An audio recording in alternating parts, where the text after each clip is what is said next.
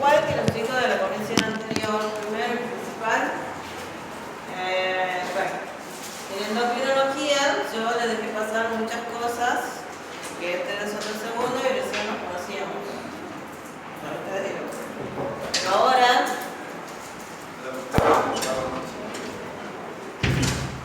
ustedes son de tercero, o sea que ya de aquí van a salir a recibirse. Entonces, no puede ser que estemos, que se presenten a rendir un examen final y adivinando, o que yo le tenga que hacer el examen, o que yo le tenga que estar preguntando con tirabuzón mínimas cosas, porque no puedo aprobar así. Y pierden tiempo, pierden dinero. O sea, ¿ustedes creen que por ir a sentarse a rendir yo ya lo tengo que aprobar porque, no sé, porque son lindos o no sé? Pero es como que yo voy, me siento en un lado y bueno, profesora así, y bueno, y hablar de algo y bueno, no sé, porque bueno, la hormona es, me acuerdo que era así, una sustancia química, y qué más, y bueno, y no, eso es especular. No se acostumbran a hacer así, no pueden ustedes salir de aquí a especular con la salud de la persona, porque ustedes van a formar parte de un sistema de salud. Público, privado o de una empresa, no lo sé. Y en ese sistema de salud hay personas involucradas que están padeciendo una enfermedad, problemas económicos, problemas de todo tipo, además de padecer un dolor. Entonces ustedes van y se acostumbran a ser especuladores y después se equivocan y tapan su error para no hacerse cargo, para no decir si yo me equivoqué o voy y lo hago de nuevo y lo hago bien, para evitar la fatiga y que eso así, ustedes salen de aquí con la especulación y van a hacer su trabajo de esa misma forma. Y esa gente que ustedes están trabajando pueden ser sus hijos, pueden ser sus padres. ¿A ustedes les gustaría que los traten así, sobre todo a sus hijos? Pónganse. A mí no me gustaría que venga un técnico y se equivoque o tenga, no esté haciendo bien su trabajo. Así como no me gustaría que un laboratorio haga mal un análisis o mi equipo y lo mismo, porque es todo un equipo. Entonces no crean que por ir a sentarse o inscribirse yo ya lo tenga que aprobar. Y tampoco se acostumbran a venir al parcial acá, no vienen nunca a clase, caen en el parcial y yo ni siquiera sabía que ustedes existían. No sé si fue de la comisión anterior o esta, no sé. Pero no pueden ustedes, esta materia, o endocrino, o todas las otras, es lo mínimo que se les puede dar a ustedes. No se les está pidiendo un doctorado de Harvard. Ustedes para rendir un final tienen que estudiar un día antes, 2 días antes, pueden venir y aprobar con 10. Porque ustedes saben que cuando yo me di cuenta del examen, yo les pongo 10. Puse a varios, no sé si acá o la otra. Pero entonces no me subestimen, yo no soy estúpida que no me den cuenta cuando saben y cuando vienen a especular o a adivinar. Y no puedo ser, no quiero ser injusta con el chico que ha venido a clase a esta hora, que se ha bajado el frío, el calor y todo lo que yo hablo, que se ha bajado la clase, que se ha interesado y no me digan que no hay información, porque hoy en día por internet ponen en YouTube cascada de coagulación y tienen todos los modelos tridimensionales, gente explicándole. O sea, no es que no hay información. ¿Sí? Y ustedes tienen celulares que pueden estar trabajando, no sé, en un tractor o lo que sea, y pueden estar escuchando. Así como escuchan música, pueden estar escuchando una clase o lo que sea. Entonces no es una cuestión de tiempo, no es una cuestión de no acceso a la información. Entonces, el que viene a clase puede ir al parcial, rendirlo. Si desaprueba, tiene una recuperación. Y si no aprueba la recuperación, se acabó, tendrá que rendir libre. Y que viene a rendir libre tiene que hacer un parcial escrito de nuevo, porque esa es la igualdad de condiciones para todos. Yo no creo que el que viene, se queda a clase, que quiera ser aprobado de la misma forma que otro que viene a que yo tenga que estar hablando en su examen prácticamente rindiendo yo. No es justo. ¿Es así o no? Entonces, igualdad para todos.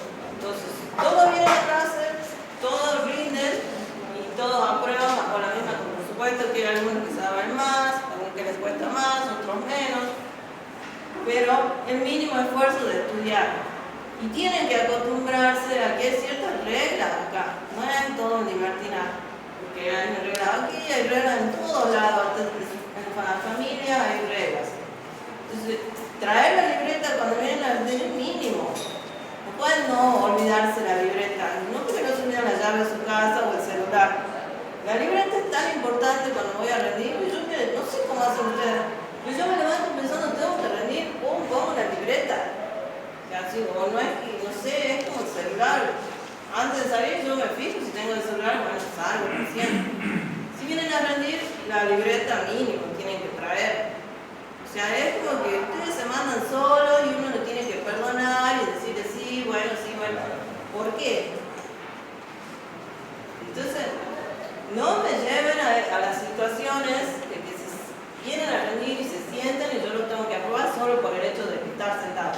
No me hagan pasar por eso, porque yo me tomo el tiempo de hacer la clase en tiempo libre y les explico todo lo mejor que puedo, situaciones de laboratorio donde ustedes van a estar. La información cuesta, la información vale, lo que yo les digo tiene valor para ustedes, les sirve, entonces no vengan el día del parcial a especular de esa forma. No me hagan pasar por esa situación, porque yo los voy a desaprobar en los casos. ¿Sí? Entonces no se sorprendan cuando estén desaprobados, están advertidos. El que no esté en esta clase, van y le cuentan a ustedes cuando vengan lo que pasó. Porque esto no puede seguir más. Ustedes creen que se mandan solos y no es así. Ni siquiera yo como profesora me mando sola, porque tengo una rectora, un coordinador que me dice cómo tengo que hacer las cosas. Entonces, si yo trato de cumplir con mis superiores, ¿por qué ustedes no? Entonces, ubíquense un poco y tengan responsabilidad en esto. Y nadie está jugando acá. Bueno, así hay muchos chicos que sí se preocupan y vienen, me parece excelente, porque también hay chicos muy buenos que están para mucho más y me parece perfecto. Así que esos chicos yo los tengo que poner y medir con la misma vara que a los otros. Justicia para todos. Todos vienen a clase, no vengan al día del primer parcial a decir yo me inscripto no sé, y yo nunca le vi la cara acá. Bueno, hemostasia es el sistema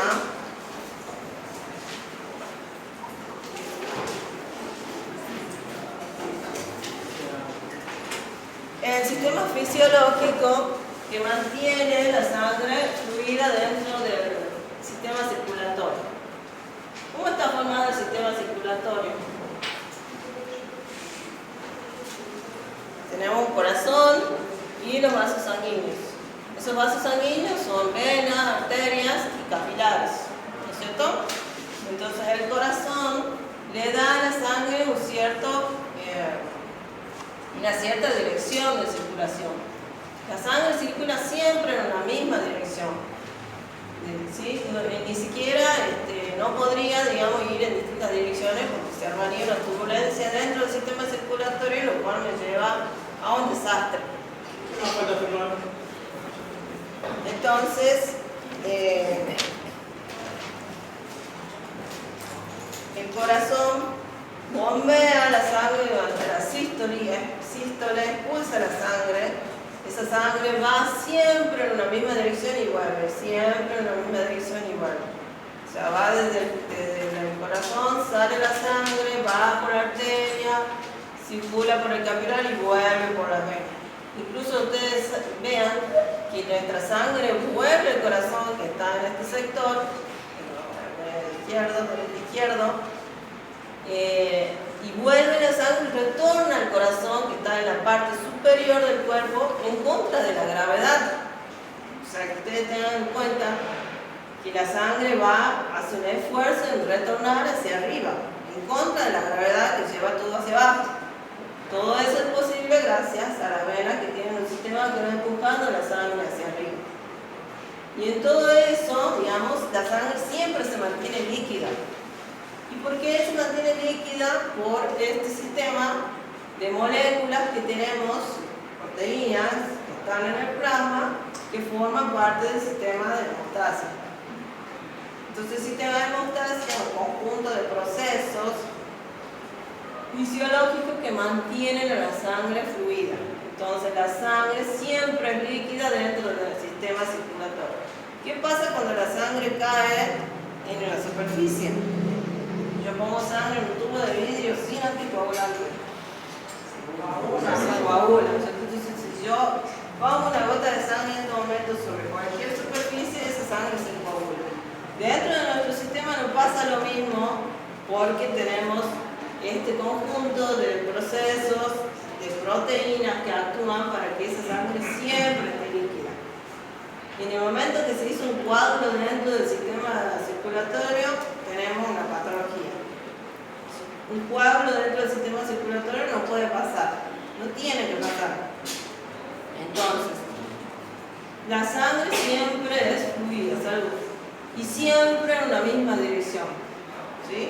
La sangre circula dentro de un vaso sanguíneo, la superficie del vaso sanguíneo es lisa y la sangre circula siempre a una misma velocidad constante. Más allá circula siempre en el mismo flujo a una velocidad constante, sin turbulencias. Y todo eso es posible gracias al sistema de hemostasia.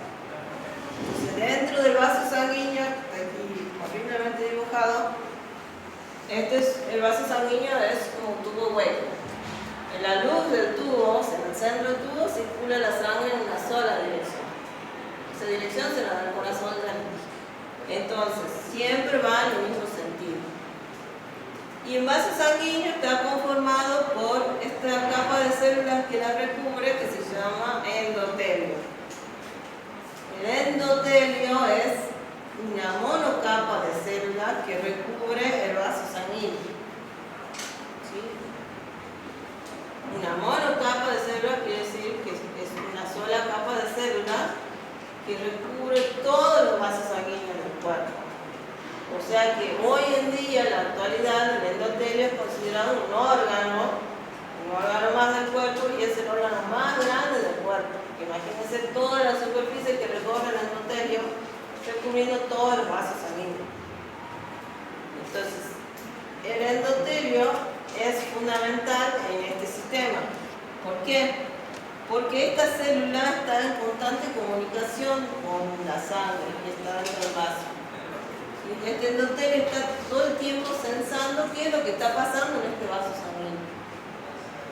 Entonces, el endotelio no es solo una capa de células que recubre, una estructura que recubre y nada más, tiene una participación activa, porque secreta sustancias, tiene moléculas de adhesión en su superficie y todo eso está en íntimo contacto siempre con la sangre que circula. ¿Qué es lo que circula por acá? O sea, el tejido de la sangre, que son glóbulos rojos, glóbulos blancos, plaquetas y todo el plasma. Entonces el endotelio está siempre en contacto con ese plasma, con esa sangre, ¿sí? Y todo el tiempo está controlando qué es lo que está pasando dentro del vaso sanguíneo. Entonces, ¿qué pasa en el momento que tenemos una lesión en el vaso sanguíneo, en el endotelio, en el tejido? Estas células se rompen. Las células se rompen y entonces ¿qué va a pasar con la sangre? Se escapa, tenemos una hemorragia. Hemorragia es pérdida de sangre. Bueno, pérdida de sangre. La sangre escapa hacia el tejido, ¿sí? ¿Y qué es lo que, digamos, esto hay que impedir la pérdida de sangre? Entonces, también es una función del sistema de hemostasia impedir la pérdida de sangre y reparar esta lesión para que no haya más pérdida de sangre. Por supuesto que eso es una cuestión de segundos, minutos, dependiendo del tipo de lesión. Entonces, cuando la célula del endotelio está rota, inmediatamente el vaso sanguíneo capta, la sangre capta, digamos, esta ruptura. La célula le indica a la sangre, bueno, aquí está pasando algo, hay una lesión, así que llama a todo el sistema de hemostasia, a las plaquetas que impidan la pérdida de sangre. Entonces, una de las funciones del sistema de hemostasia es impedir y reparar el tejido lesionado. Impedir la pérdida de sangre y reparar el tejido lesionado. Entonces, ¿qué es lo primero que pasa ante una lesión? El primer evento ante una lesión del vaso sanguíneo es el sistema nervioso. El sistema nervioso hace una vasoconstricción. Una vasoconstricción quiere decir que el vaso sanguíneo disminuye su calibre. O sea, para tratar, el sistema nervioso contrae el vaso para disminuir la cantidad de sangre que pasa por ese vaso sanguíneo roto y desvía la sangre hacia otros vasos sanguíneos que están sanos. Entonces, el primer evento ante una lesión del vaso sanguíneo es una vasoconstricción, que no tiene que ver con la hemostasia, sino con el sistema nervioso. El segundo evento sí tiene que ver con la hemostasia y son las plaquetas. Las plaquetas que van acá a tapar, formar un tapón plaquetario. Entonces, ¿de dónde conocemos nosotros las plaquetas?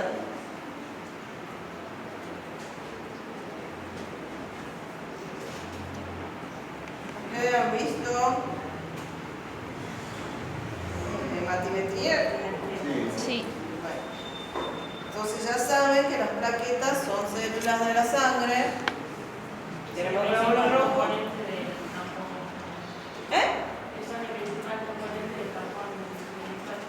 Claro, las plaquetas son las primeras en acudir a impedir aquí la pérdida de sangre. Forman un tapón plaquetario, un trombo plaquetario.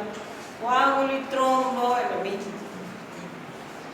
Entonces forman un trombo plaquetario que es que dura unos segundos. Digamos. Ese trombo plaquetario no es definitivo. Entonces, para estudiar esta materia nosotros vamos a dividir en dos partes.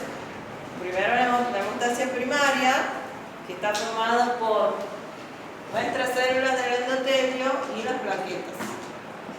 Y la hemostasia secundaria, que está formada por los factores de coagulación del plasma. Entonces, primero vamos con la hemostasia primaria, que son el endotelio, que ya les expliqué bien, y las plaquetas. Ustedes las plaquetas ya las vieron en la batimetría, saben que son células de la sangre, las más pequeñas, ¿sí? Cuya función es impedir la hemorragia formando el tapón plaquetario. Circulan por sangre, son producidas en la médula ósea. ¿Sí? Se producen a partir del megacariocito, que es la célula de la médula, digamos. Es una célula más grande y es una célula gigante que tiene un citoplasma gigante y ese citoplasma se va fraccionando y de ahí va liberando las plaquetas a la sangre. ¿Sí? Bueno.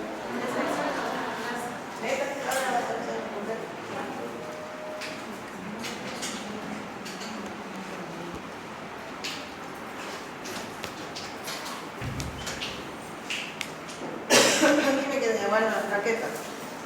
Entonces, son producidas a partir del megacariocito en médula ósea, no se olviden, ¿no es cierto? ¿Dónde son producidas las plaquetas? En médula ósea.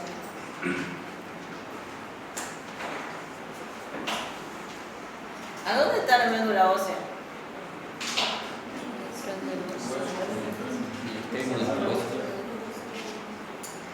En el centro de los huesos largos.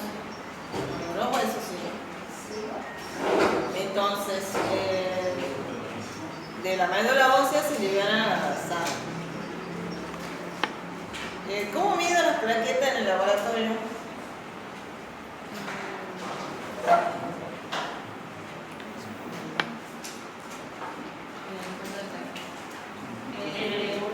Mira, el hemograma, o sea que a partir de un tubo con esta, yo puedo medir las plaquetas,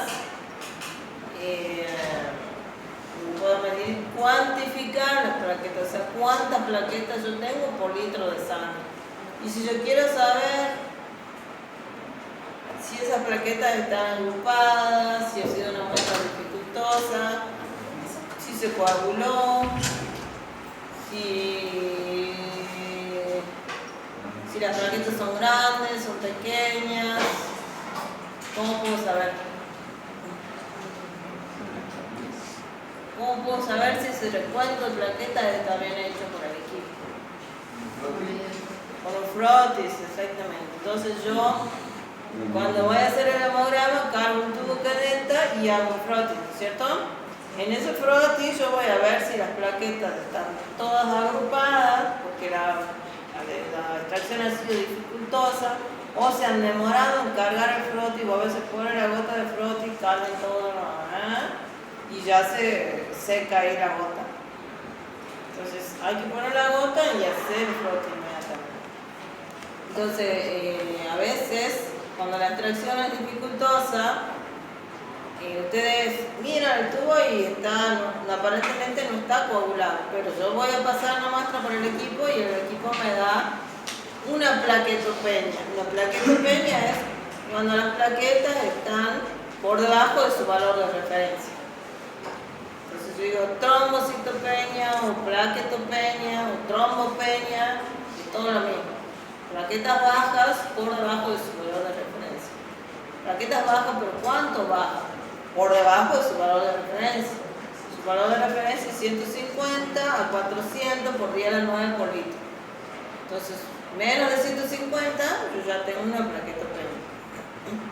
Ese valor de referencia está establecido para esta población de adultos de esta provincia, ¿no es cierto? O de este país. 150 a 400. Ese valor varía de acuerdo a la edad y a la condición fisiológica. Un recién nacido tiene otro valor de referencia de plaquetas, un niño de 3 a 5 años tiene otro valor, un niño de 8 años tiene otro valor de referencia, una embarazada tiene otro valor de referencia y un anciano tiene otro valor de referencia. Por eso 150 a 400 más o menos abarca todos. Entonces, muchas veces cuando la extracción es dificultosa, yo mido esas plaquetas de ese tubo conecta que aparentemente no tiene coágulos, pero el equipo mide que están bajas las plaquetas. Y entonces yo voy, ¿cómo sé si realmente el paciente tiene una plaquetopenia o si la extracción ha sido dificultosa? Miro el frotis y si la extracción ha sido dificultosa veo todos los clonchones de plaqueta o veo todas las plaquetas juntas, agrupadas. Entonces yo digo, no, esto tiene más plaquetas que lo que está contando. Entonces no es que el paciente tiene una plaquetopenia, sino que la muestra está mal tomada. Para eso me sirve el frotis, ¿ven? Para yo corroborar si ese valor de plaquetas está bien. Otras veces yo no veo nada de plaqueta en el frotis y entonces sí, es una trombosis, una plaquetopenia real. El paciente está con plaquetas bajas. Entonces el frotis me sirve para eso. Hay lugares donde el frotis se hace lo ideal es hacerlo de la jeringa y hacerlo inmediatamente. Y hay lugares donde el frotis se hace del tubo que detecta. Y bueno, lo mejor es hacerlo en el momento de la... Entonces, para hemostasia vamos a cargar siempre un tubo conecta para el recuento de plaquetas. El frotis también, si es posible hacer el frotis, también se hace el frotis. ¿Y qué más necesito para hemostasia? Cargar un tubo con citrato. ¿Sí? Para hemostasia se pide un estudio que se llama coagulograma. El coagulograma me sirve a mí para estudiar los factores de coagulación.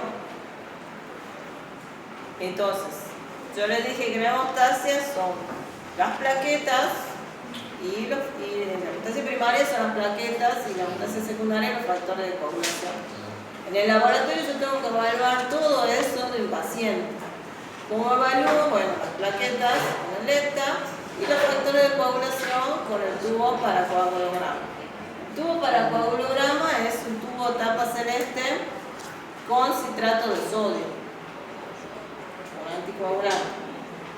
¿En qué otro estudio se usa citrato de sodio? En la eritrosedimentación. En la eritrosedimentación ustedes tienen una proporción de citrato 1:4.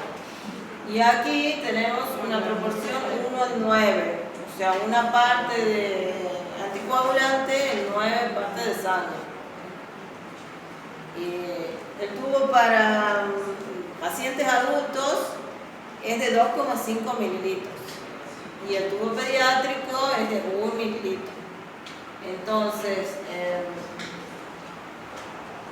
¿cómo se toma este sistema de hemostasia? Es un sistema muy sensible, ¿sí?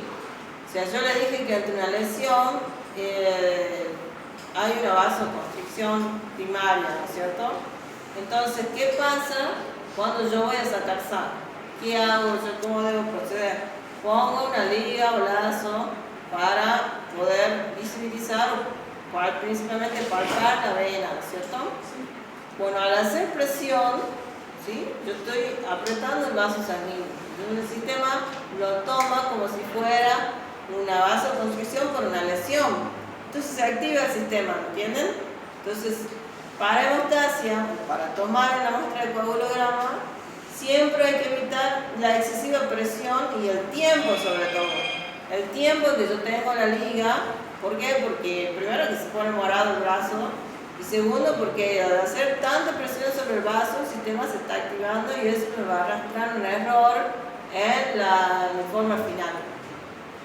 Entonces, para tomar la muestra siempre hay que tener el menor tiempo posible de la liga, la menor presión posible, si es posible ponerle sobre la ropa, el lazo, y después actuar rápidamente, o sea, usar una buena aguja con un buen filo, entonces palpar una vena viable, ¿sí?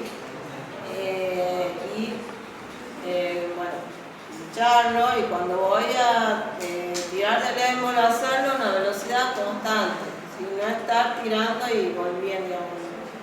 Ustedes lo que nunca tienen que hacer es siempre estar así como subiendo, retrayendo y tirando del émbolo. Tienen en distintas direcciones, siempre en una sola dirección. La sangre debe caer dentro de la jeringa y a una velocidad constante sin turbulencias, porque se hemoliza o se coagula, y ninguna de esas dos situaciones me sirve. Sobre todo la hemólisis, porque la hemólisis afecta todas las pruebas. La hemólisis afecta el coágulo, el coagulograma, el de heparina, el ETA, todo. Entonces, para hemostasia siempre mantener el menor tiempo posible la liga, la menor presión posible, usar una buena aguja y cuando voy a cargar siempre a una velocidad constante sin evitar hacer turbulencia, burbujas bueno, voy a cargar a una velocidad constante y luego, digamos, cuando termino, el primer tubo que cargo es el citrato. Antes de cargar nada. Siempre primero el citrato para que se corte ahí, detener la cascada de coagulación que ya se ha activado. Al tomar contacto la sangre con la pared de la jeringa, ya se activó. Entonces tengo que ser rápido y cargar primero el tubo con citrato. Cargo el tubo con citrato hasta la medida que viene indicada en el tubo. Se admite para el coagulograma que, bueno, que se puedan pasar un poquito en la parte superior o inferior, pero mínimo. Eso tiene que ser perfecto ahí en el brazo de la marca, ¿sí? Porque eso ya está. Antes de cargar siempre ustedes, para todo, no solo para el sector, tienen que observar los materiales con los que están trabajando. Yo tengo que mirar, ustedes cuando ven el tubo de citrato, ven que está cargado acá en el anticoagulante. Si es una gota líquida, ustedes la ven. Entonces siempre ven, porque si no hay, si vino otro compañero y y el tubo quedó destapado, no sé, puede pasar que se haya evaporado el anticoagulante, voy a calar, se va a coagular. Entonces, siempre mirar que tenga la gota de anticoagulante. Cargo, ¿sí? Cuando voy a cargar, hacerlo de una manera constante, no voy a apretar el émbolo y descargar así en chorro la sangre, ¿sí? Sino que tengo que ser cuidadoso porque todo el tiempo esa sangre ya se está activando la coagulación. Entonces cargo hasta la marca de una manera suave. Tampoco me demoro mucho, ¿entienden? Pero no puedo apretar fuertemente o enérgicamente el émbolo y descargar el chorro de sangre. Esto tiene que caer la sangre, si es posible, por la pared, mezclarse acá, cargo hasta la marca, tapo y homogenizo siempre. Si ustedes no homogenizan, se va a coagular. Y una muestra coagulada no sirve.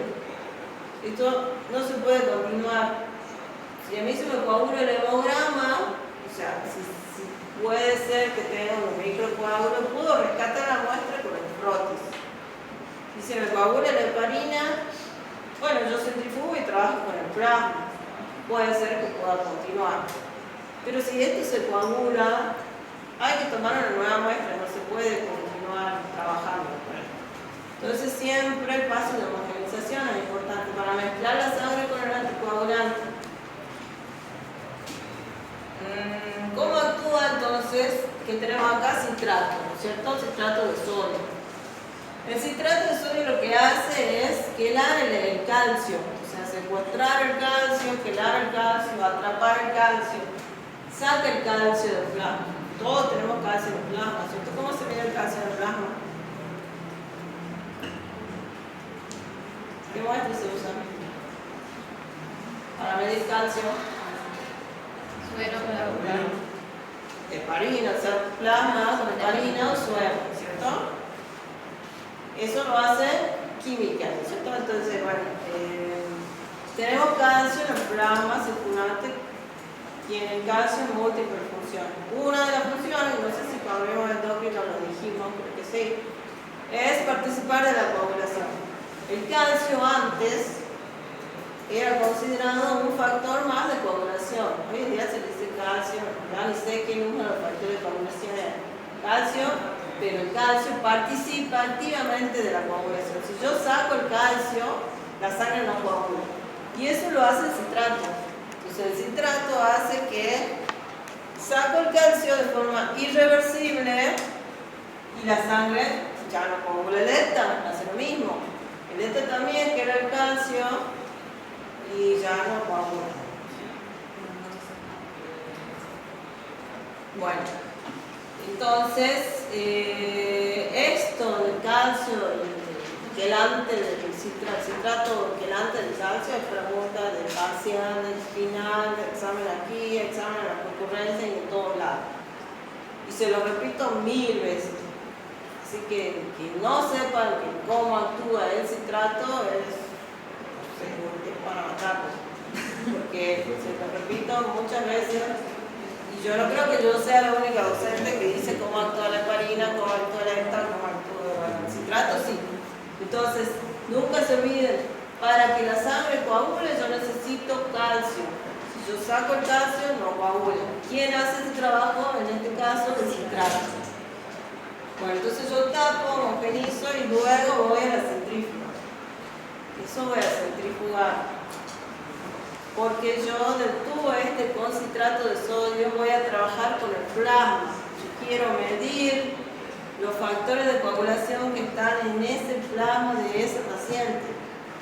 Yo quiero saber si yo le voy a hacer una cirugía, si puede después reparar el tejido con esos factores de coagulación. O sea que yo tengo que evaluar del paciente que va a ser sometido a una cirugía, que va a ser sometido a una cesárea o a cualquier intervención quirúrgica, tengo que saber que después de que yo le hice un corte, pueda reparar el tejido, ¿sí? Y evitar la hemorragia, que es lo que se quiere.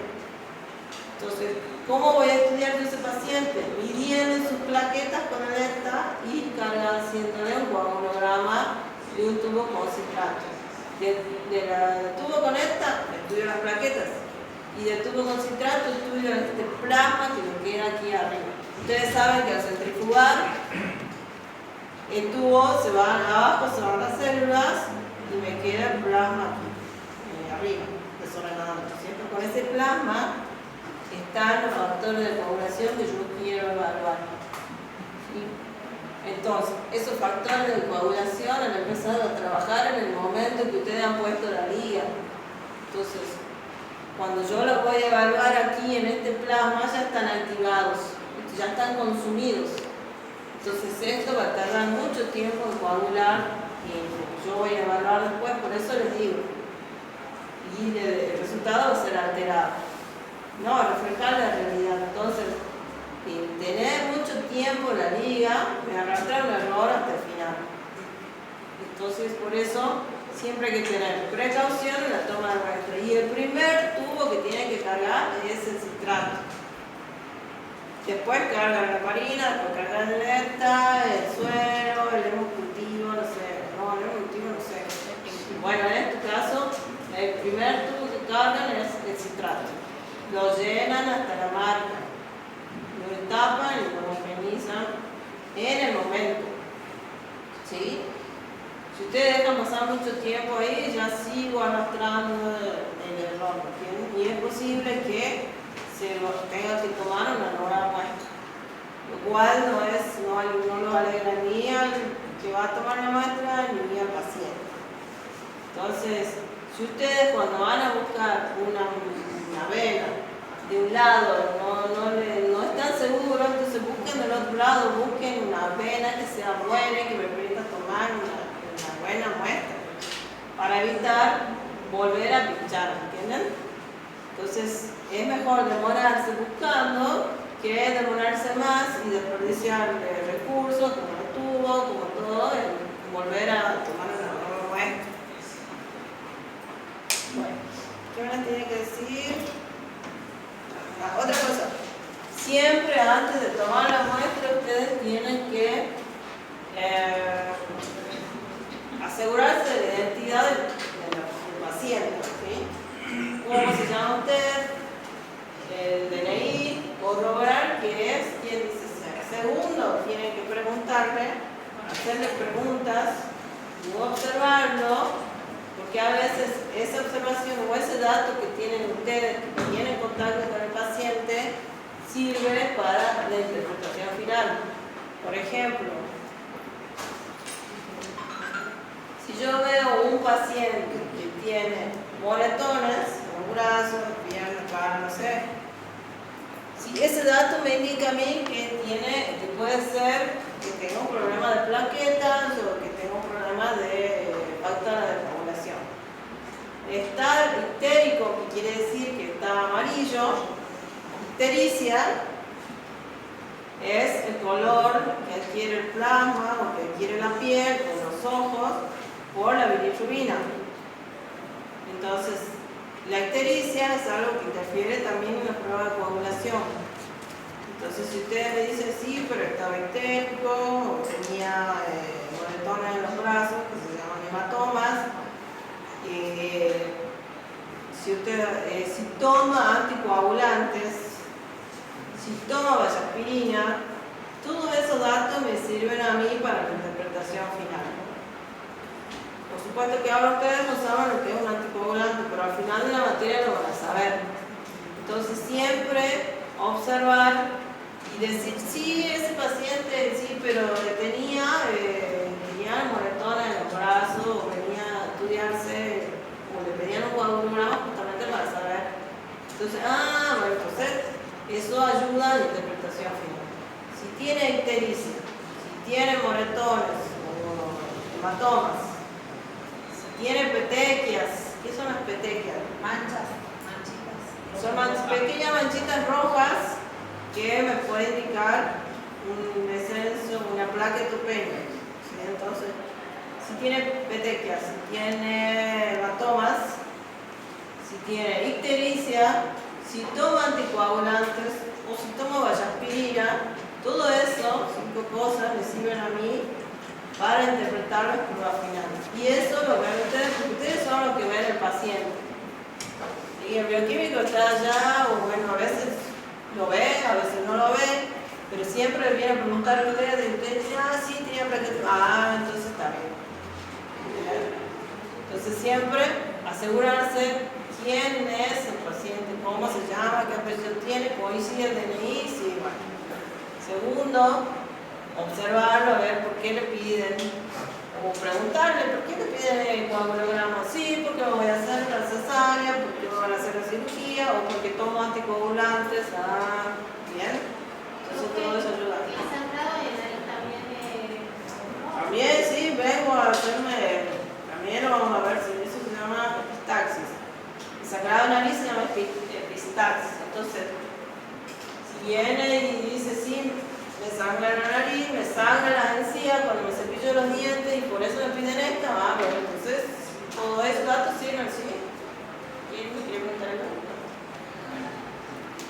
Entonces, el coagulograma es una prueba de rutina para cualquier persona que se va a hacer una cirugía. Y para las embarazadas, porque siempre están en el momento de cuando se acerca el parto, siempre puede ser que vayan a la cesárea.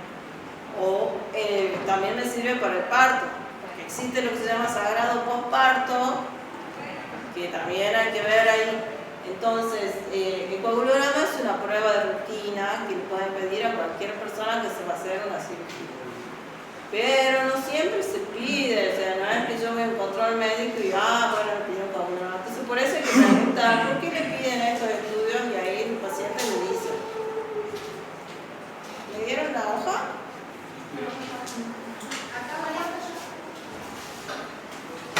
Bueno, ustedes ya tienen armado el grupo de WhatsApp. Sí. Bueno, entonces le voy a mandar la clase por ahí.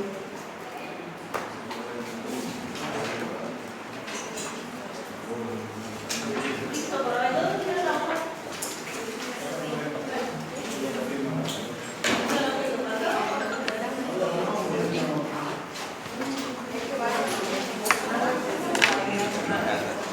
¿Qué